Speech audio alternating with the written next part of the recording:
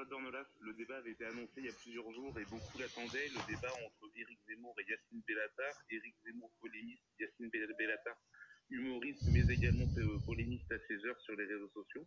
Un débat houleux, un débat tendu. Qu'est-ce que vous en avez retiré, vous?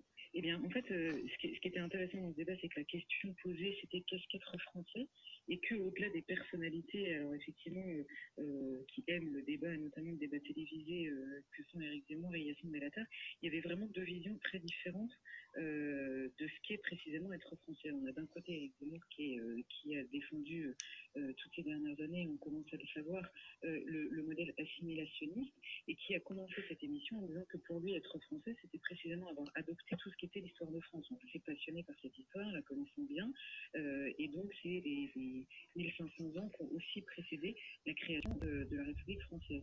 Et de l'autre côté, on a Yacine Bellatar qui a une vision très légaliste de l'appartenance à la France, c'est-à-dire qu'il y a ce qui est permis par la loi et ce qui n'est pas permis, et du coup, puisqu'il respecte les lois aujourd'hui telles qu'elles sont dans le pays, eh bien, ça fait de lui un Français. Donc c'est deux visions différentes. On a d'un côté un attachement beaucoup plus charnel à ce qu'est la France, et de l'autre côté, un des tenants de la vision multiculturaliste de la France, c'est-à-dire que voilà, la France est un terrain dans lequel toutes les cultures peuvent vivre telles qu'elles sont aujourd'hui, sans devoir par rapport au pays d'origine et avec tous les droits d'expression. Ces deux visions qui s'affrontent bien au-delà des deux personnalités qui étaient sur le plateau ce matin et depuis une dizaine d'années. Parce que ces deux personnalités sont, vous l'avez dit, deux par c'est-à-dire est-ce qu'ils représentent vraiment quelque chose? Est-ce que c'est la France de la patrie charnelle d'un côté, l'aspect médialisé de l'autre? Parce que M. Bellatar a déclaré qu'il se sentait européano-africain ou africano-européen. On a surtout ce qui est assez intéressant de là, c'est que Éric Zemmour l'a relevé, ils ont des parcours finalement qui pourraient être assez similaires, c'est-à-dire qu'ils viennent pour l'un de l'Algérie, pour l'autre du Maroc initialement, et enfin en tout cas d'origine, et ils ont des parcours très différents. Éric Zemmour, et encore une fois, s'est assimilé complètement à la culture française, et Yacine Bellatar se dit aujourd'hui, j'ai le droit de rester comme j'étais, comme je suis dans mes origines et dans ma tradition culturelle qui est différente de la France, tout en étant français. Donc, ce qui était intéressant, c'est de comparer des parcours qui sont très différents. Et quand Éric Zemmour lui dit finalement c'est un choc de génération, je crois que c'est assez juste. C'est-à-dire qu'Éric Zemmour ne fait que finalement répéter ce qu'était le discours républicain de l'assimilation. On a tendance à l'oublier aujourd'hui, mais c'est quand même la République qui a prôné l'assimilation pendant de très nombreuses années. Et aujourd'hui, Yacine Bellatar a effectivement le tenant beaucoup plus, alors on va dire plus progressiste peut-être que mondialiste, en tout cas sur ce débat précis, mais qui est de dire finalement un peu partout. C'est vrai que Yacine Bellatar nous dit je suis afro-européen, c'est-à-dire je me sens autant italien que malien et sénégalais qu'espagnol. En fait, à la fin, on comprend bien que ça veut rien dire, surtout. Évidemment, on lui répond, moi je suis français, point barre.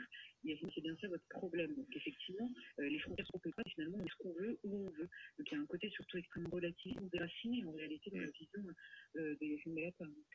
Alors paradoxalement, le thème du débat était effectivement mais ce qu'a retenu le public, c'est davantage cette séquence où Yacine Bellatar assimile les propos d'Éric Zemmour à la tentation qu'Éric Zemmour aurait. Les théories et les idées d'Éric Zemmour ont inspiré de Nouvelle-Zélande. Évidemment, c'est pro. Est-ce qu'on peut décemment assimiler Éric Zemmour à la théorie du grand remplacement et aux agissements de ce terroriste?